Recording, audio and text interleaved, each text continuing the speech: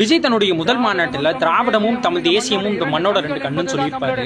முதல்ல திராவிடம்னா என்ன, தமிழ் தேசியம்னா என்ன நம்ம முதல்ல தெரிஞ்சுக்கணும்.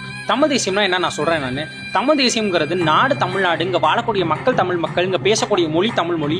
தமிழ் மொழிக்குன்னு இலக்கியம், பண்பாடு, கலாச்சாரம், பெண்ணிய உரிமை, மண்வளம், நீர்வளம், கடல் வளம், காடு வளம், கனிமலம் இதெல்லாம் பாதுகாக்க ஒரு அரசியல் இருக்குன்னா அதான் தமிழ் தேசிய அரசு.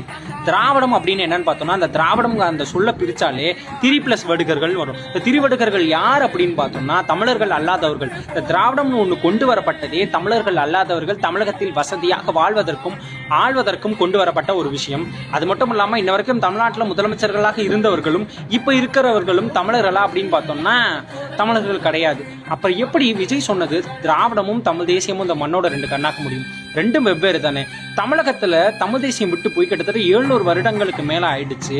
நம்ம எல்லாரும் மனசை வச்சா மட்டும்தான் முடியும் மீண்டும் இந்த மண்ணில் தமிழ் தேசியத்தை கொண்டு வரத்துக்கு.